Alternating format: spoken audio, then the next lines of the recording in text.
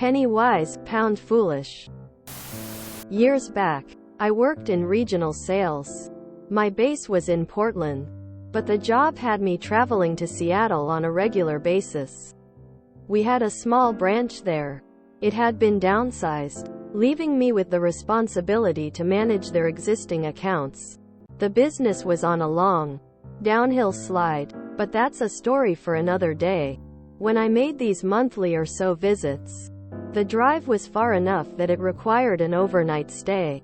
The unspoken rule was, stay somewhere decent, but not extravagant. Knowing that the company was suffering a bit, I chose a national chain hotel that had several advantages.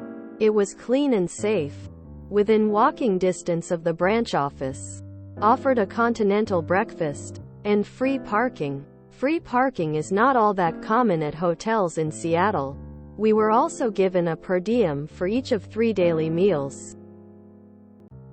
I chose the hotel based on the fact that I would not need a breakfast, and therefore saved the company money by staying in lodging that offered a free one. That worked well for me, because I'm not a huge breakfast eater. And when I was up there, I liked to maximize my time with branch personnel and our customers. I had to pack a lot into short, 2-day visits. On one trip, I had to get up very early in the morning to begin a particularly packed day. I skipped both breakfast and lunch altogether. I simply didn't feel that I had the time to waste. Plus, Seattle is big, traffic is bad, and often there were many miles between customers. I'd started out at 7 a.m. and finished about 6:30 p.m. I was tired, but even more famished. I went to a nice, but not overly expensive place for dinner. When I got the bill, it was about $10 more than my dinner per diem limit. I figured it was no problem, since the total was only about 10% more, and still far below the daily allowance for all 3 meals. About a week after I got back, the branch manager in Portland barked at me, "Come into my office." I hadn't a clue what I'd done wrong, but the look on his face told me he wasn't pleased. He pulls out my expense report and says, "What's this charge for dinner? You know that's more than you're allowed, right?" I think he expected me to fall on my sword and beg for mercy for having violated policy. I did the opposite. I said, "DB, please understand that I never charge for breakfast, although I could." Also on the day in question, I skipped lunch as well.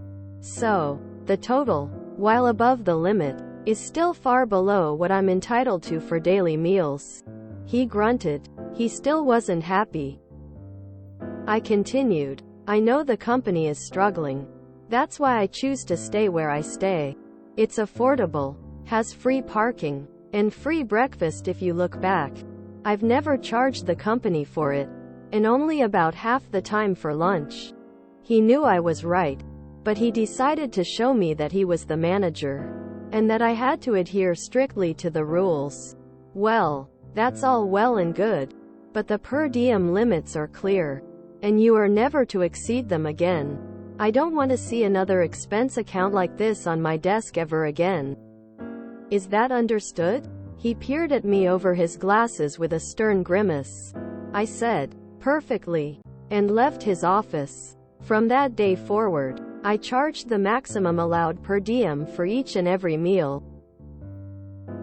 Over the next several years, it cost the company many hundreds more than it needed to.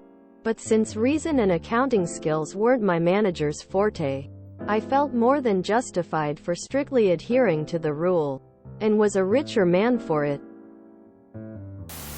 If I had $1 for each of these stories, I could afford the high-end hotels. Open mouth smile.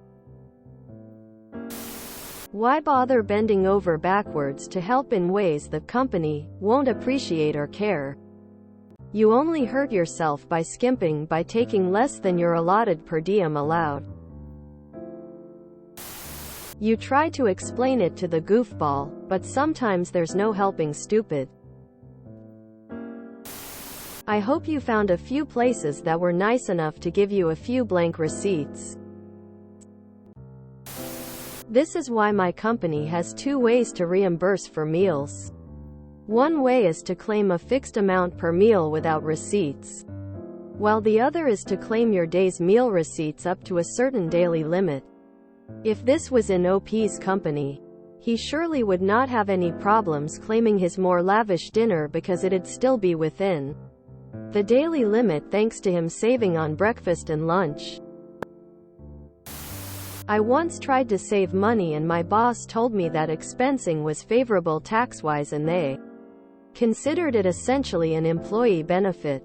So please take advantage. Never give a company a break. Ever. 99% of the time they don't appreciate it or care. I traveled for a job and one trip was to New Orleans. The per diem was pretty cheap. I saved all 3 meals to spend at Emeril's. I turned my expense report. The VP called me to lecture me about spending all of that generous per diem. I had to laugh. The VP had a conveyor belt to his mouth because of his constant snacking. As a manager, I don't care if you charge to the limit for every meal. But I do care if accounting reports that my department violated travel budget rules. So don't try to save the company money. Spend if you want to, as long as it is within the rules. I love seeing "That's a story for another day." Glad to see more people using it. Where is that Redditor anyway?